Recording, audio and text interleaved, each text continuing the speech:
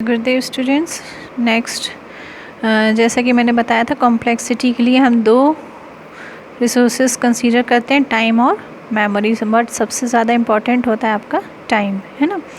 आप टाइम को हम कैलकुलेट करते हैं विथ बिग ओ नोटेशन, है ना। बिग ओ नोटेशन में क्या है, नंबर ऑफ स्टेप्स हम डालते हैं, जैसे मैंने इसमें बताया था आपको, है ना। कॉम्प्लेक्सिटी चेक करने के लिए नंबर ऑफ स्टेप्स हम डालते हैं और उसके अकॉर्डिंग जो फॉर्मूला बनता है ना, तो हम हर एक स्टेप का हम अपने प्रोग्राम में कितने स्टेप्स हैं, कितने लूपिंग आपने यूज़ किए हैं, कितने नंबर ऑफ़ स्टेटमेंट्स हैं उसमें, कितने if then else statement use करें, उसके हिसाब से हम एक फॉर्मूला डिराइव करते हैं, है ना।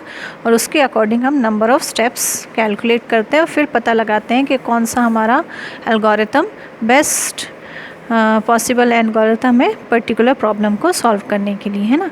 तो कैलकुलेटिंग कॉम्प्लेक्सिटी कैलकुलेट करने के लिए हम ये अपने प्रोग्राम में ये चीज़ें ज़्यादातर कंसीडर करते हैं, क्योंकि यही चीज़ों से डिपेंड करता है हमारे नंबर ऑफ़ स्टेप्स। ठीक है, तो सबसे पहले हम लूप्स देख देते हैं।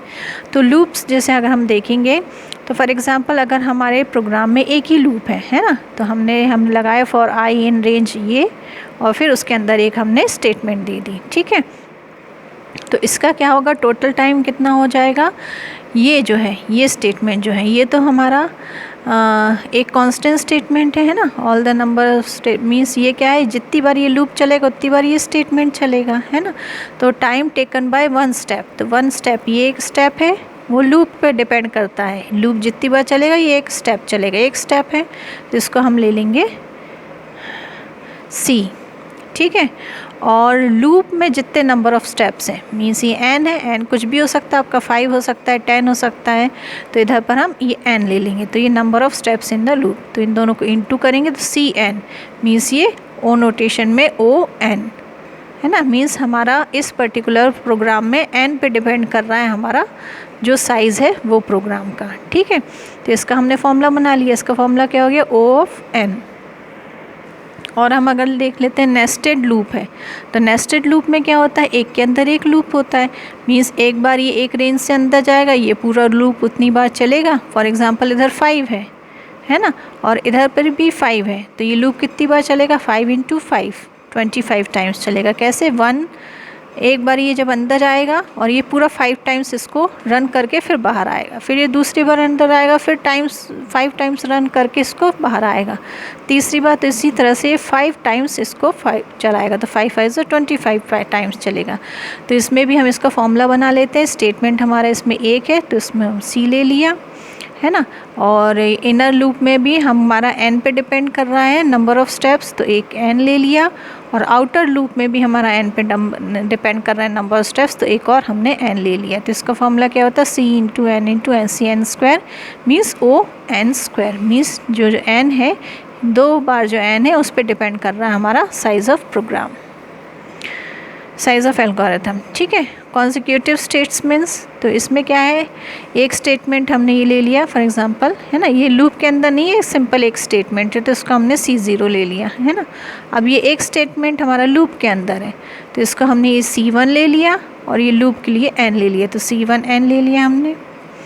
अब इधर पर देखो, दूसरा हमारा फिर से लूप है और लूप के अंदर भी लूप है, तो लूप के अंदर भी लूप का हमने इधर पर निकाला CN स्क्वायर, तो ये हम इधर पर लिख देंगे। इसको हमने इसके अंदर का जो स्टेप है उसको हमने C2 ले लिया, तो C2 n स्क्वायर हो गया। तो इसमें जो डोमिनेटिंग टर्म कौन सा है, ये है, तो इसका भी फॉर्मूला क्या हो जाएगा, ON स्क्वायर। ठीक है, डोमिनेटिंग टर्म मैंने बताया था कि सबसे ज़्यादा जो अफेक्ट कर रहा है हमारे पूरे एक्सप्रेशन को, है ना, तो वो n स्क्वायर है, तो यही हमारा डोमिनेट टर्म है, तो इसको हमने ले लिया, ये इसका फॉर्मूला बन गया। ठीक है, नेक्स्ट ये देखिए, जैसे इफ़ देन एल्स है,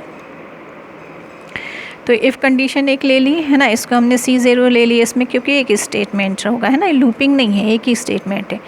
इसको हमने C1 ले लिया रिटर्न वाले को। एल्स वाले पार्ट में आया, अब एल्स वाले पार्ट में देखो लूप है ना, तो देखो ये इसका हमने C0 ले लिया प्लस इसका हमने C1 ले लिया। अब एल्स में जब हम आए, तो एल्स में क्या है, लूपिंग है, तो इधर पर × n होगा, क्योंकि नंबर ऑफ़ स्टेप्स क्या है, n पे डिपेंड करेगा। फिर इसके अंदर हमारे 2 टर्म है ना। तो दोनों स्टेप का हमने एक C2 ले ली, एक C3 ले ली, C2 + C3 और दोनों को इंटू कर रहे हैं n से, क्योंकि ये जो 2 स्टेप्स हैं, ये स्टेटमेंट्स हैं, ये किस पे डिपेंड कर रहे हैं, इस पे डिपेंड, इस n पे डिपेंड कर रहे हैं कि कितनी बार रन होंगे। तो इसका फॉर्मूला क्या बनेगा, इधर पर क्या है, एक ही n है ना, तो ON इसका फॉर्मूला बनेगा। इसी तरह से लॉगरिथमिक कॉम्प्लेक्सिटी में क्या होता है, लॉग पे डिपेंड करता है ना, O log n, ये इसका फॉर्मूला बनेगा। ठीक है, तो इस तरह से आप जो बिग ओ नोटेशन में आप जो फॉर्मूला बनाते हो ना, और फिर उसमें नंबर ऑफ स्टेप्स डाल के निकालते हो कि वो कितना साइज़ ले रहा है, जितना बड़ा साइज़ उतना बड़ा टाइम लगेगा। तो इस तरह से हम इसको कैलकुलेट कर सकते हैं अपने प्रोग्राम में, कितने नंबर ऑफ लूप हैं, है ना, और इफ़ देन एल्स स्टेटमेंट कितने स्टेटमेंट्स हैं और कितने टर्म्स हैं, उन सबको कैलकुलेट करके एक फॉर्मूला आप डेराइव कर लो और फिर उसको आप बिग ओ नोटेशन से सॉल्व करके अपने प्रोग्राम की जो कॉम्प्लेक्सिटी है वो कैलकुलेट कर सकते हो।